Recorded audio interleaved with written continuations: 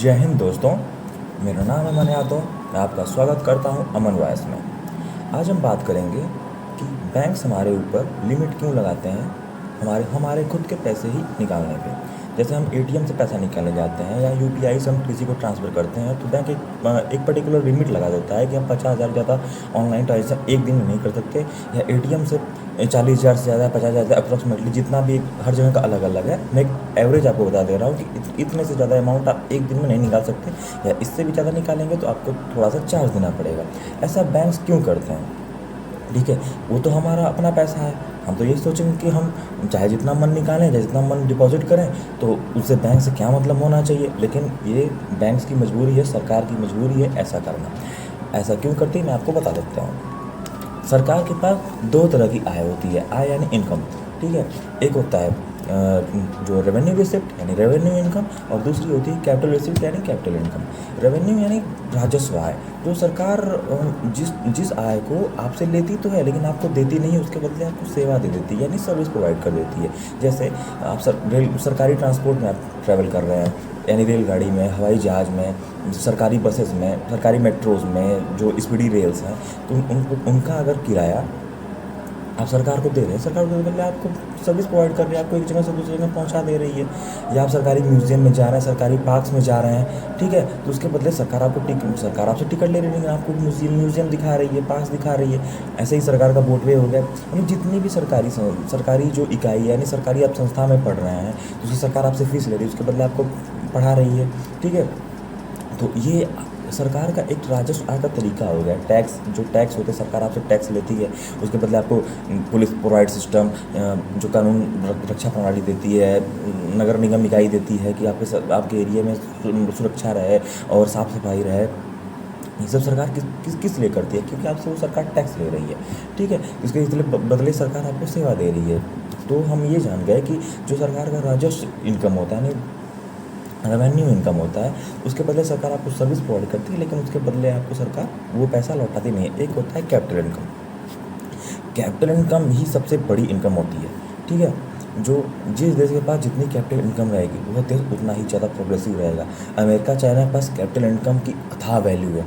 ठीक है, capital income यानी कि उस देश के रिजर्व में पैसा कितना है, उस देश के लोगों के पास पैसा कितना है, उस देश के बैंक के पास पैसा कितना है। यानी कि अगर बैंक के पास पैसा ज़्यादा रहेगा ऑब्वियसली, तो लोगों के पास पैसा ज़्यादा रहेगा। लोग तो बैंक में ही पैसा रखेंगे ना। ब्लैक मनी तो 1-2% रखते होंगे लोग, लेकिन ज़्यादातर लोग, जो मैक्सिमम लोग हैं, बैंक्स में ही पैसा रखेंगे। तो इससे ये तय होता है कि लोगों के पास इतना पैसा है, तो हमारी बैंक के पास भी इतना पैसा है। ठीक है, यानी कि हम कोई इन्वेस्टमेंट कर सकते हैं। इन्वेस्टमेंट सरकार इन्वेस्टमेंट मेन कैपिटल इनकम से ही करती है। बड़े बड़े इन्वेस्टमेंट जो होते हैं रेवेन्यू इनकम से इतना जनरेट नहीं होता कि सरकार उस पर डिपेंड रह के कोई इन्वेस्टमेंट कर सके। ठीक है, जो बड़े बड़े पुल हो गए, मेट्रोज हो गई, बुलेट ट्रेन्स हो गए, ये सब सरकार कैपिटल इनकम्स करती है। अब कैपिटल इनकम्स क्यों करती है मैं आपको बता देता हूँ।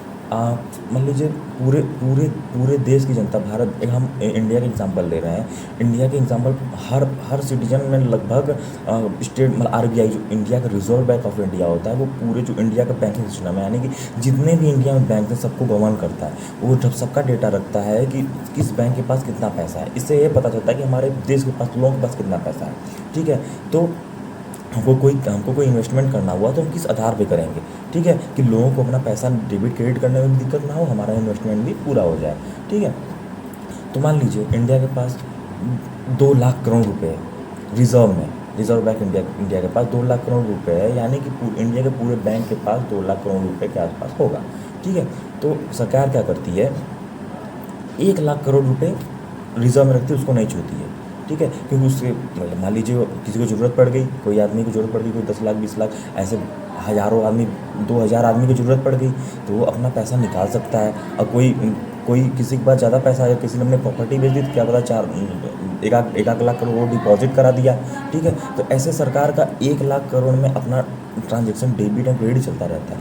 1 लाख करोड़ से सरकार के पास रिजर्व है, रोज़ तो लोग पैसा निकालने जाते नहीं हैं।